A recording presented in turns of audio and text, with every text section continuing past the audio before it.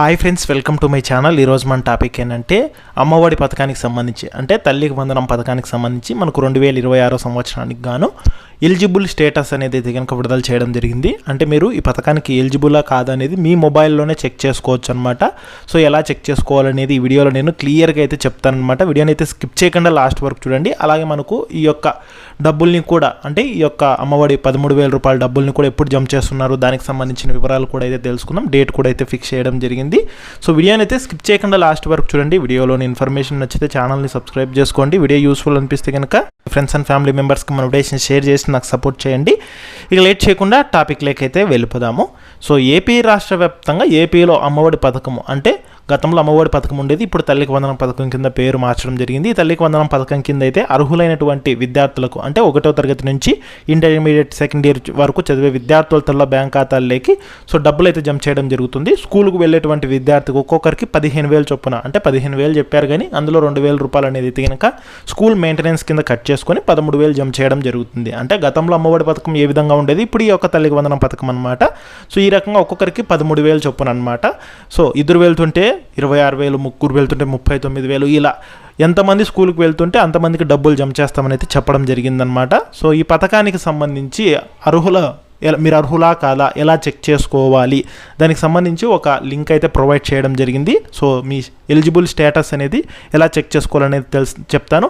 అలాగే మనకేంటంటే ఈ యొక్క పథకానికి సంబంధించి నిధులు ఎప్పుడు జమ చేస్తున్నారు అనేది కూడా డేట్ అయితే ఫిక్స్ చేయడం జరిగింది. మొదట మనకు జూన్ 12వ తేదీన, అంటే మనకి సమ్మర్ హాలిడేస్ అయిపోయి సో వర్కింగ్ డేస్ స్టార్ట్ అవుతాయి కదా, అకాడమిక్ ఇయర్ స్టార్ట్ అవుతుంది కదా కొత్తగా, జూన్ 12వ తేదీని జమ చేస్తామని చెప్పారు కానీ మళ్ళీ దీన్ని జూన్ 19వ తేదీకి పోస్ట్ పోన్ చేయడం జరిగింది. సో జూన్ 19వ తేదీన అందరి తల్లుల బ్యాంక్ ఖాతాలకి డబ్బులు అయితే జమ చేస్తున్నారు.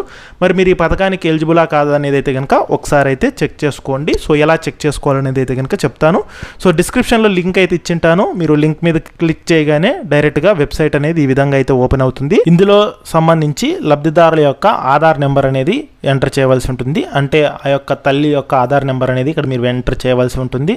తర్వాత వచ్చేసి స్కీమ్ వచ్చేసి తల్లికి వందనం అనమాట. ఇక సెలెక్ట్ ఇయర్ 2026.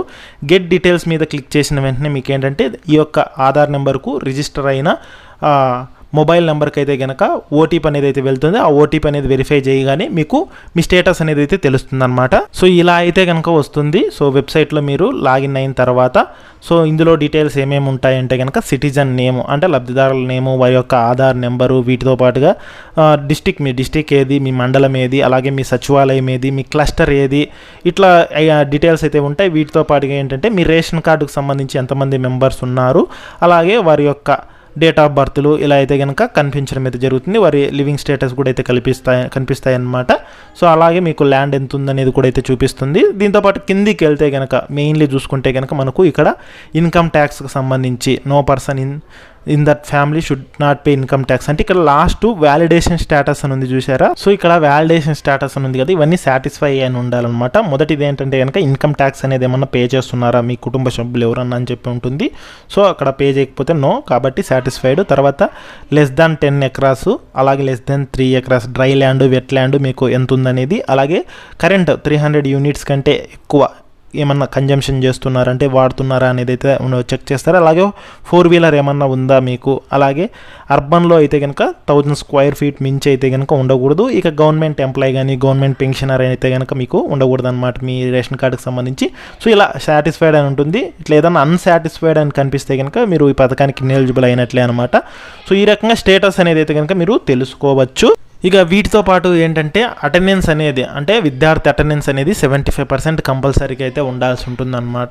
సో ఈ రూల్స్ అన్ని సాటిస్ఫై అయితే కనుక తప్పకుండా మీకు డబ్బులు జమ అయ్యే అవకాశం అయితే ఉంటుంది. అలాగే ముఖ్యంగా ఏంటంటే మీ బ్యాంక్ అకౌంట్కు NPCI అనేది లింక్ చేసుకొని ఉండాలి, అంటే ఆధార్ సీడింగ్ అనేది అయితే కనుక చేసుకొని ఉండాలన్నమాట. సో NPCI అనేది లింక్ చేసుకున్నట్లయితే కనుక తప్పకుండా మీకు జమ అవుతాయి అనమాట. లేకపోతే కనుక మీకు డబ్బులు కొంతమందికి జమ కాకుండా ఉంటాయి. అలాగే మనకు జూన్ 19వ తేదీన అయితే కనుక ఈ డబ్బులను విడుదల చేస్తామని అయితే చెప్తున్నారు. కాబట్టి ఆ రోజు దాదాపుగా అయితే కనుక ఆ యొక్క తల్లులందరి బ్యాంక్ ఖాతాల్లోకి డబ్బులు అయితే జమ అయ్యే అవకాశం అయితే ఉంది అనమాట. సో ఈ పథకానికి సంబంధించి ఏ చిన్న అప్డేట్ వచ్చినా సరే నేను మన ఛానల్ తప్పకుండా అయితే పోస్ట్ చేస్తాను. అప్డేట్స్ మిస్ కాకూడదంటే ఛానల్ని సబ్స్క్రైబ్ అయితే చేసుకోండి.